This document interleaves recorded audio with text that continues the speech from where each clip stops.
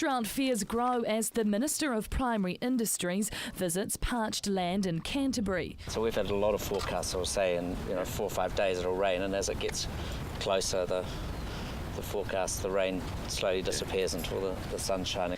Minister Nathan Guy met with mid-Canterbury farmers this morning as fears over dry land escalates, with the region well overdue for rainfall. So still reasonably early days. What's different this time of the year is this is early.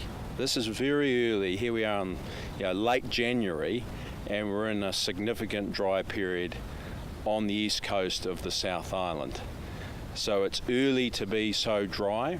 Local farmer Chris Allen took the minister on a tour of his 250-hectare land.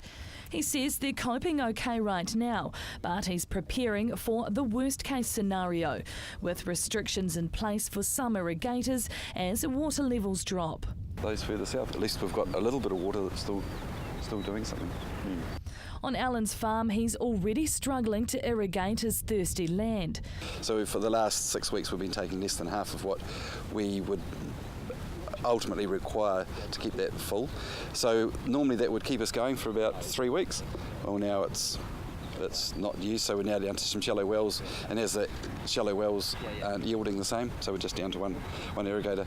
The major challenges for farmers, whether to act now or later. Knowing when to start acting. Are you actually acting before you really need to, in which case it's going to cost you a lot of money, potential income or potential expense buying surplus feed? It's trying to get that balance right. President of Federated Farmers, William Rolleston, says the dry weather has forced many farmers to already make those decisions. And the issue really is that farmers now are hunkering down. They've made decisions early, which is a good thing. They've been selling stock and making those sorts of decisions. But if we don't get any rain in the next couple of months, then things are going to get really tough for winter. And it's the winter period where we really need to get some feed. The government hasn't declared a drought, but is keeping a close eye on the situation.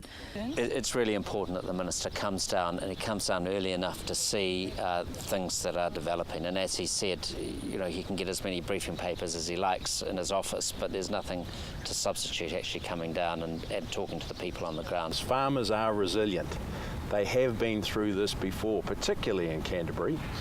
And of course they've been through snowstorms, they've been through floods, they've been through droughts, they've been through earthquakes. They will get through this.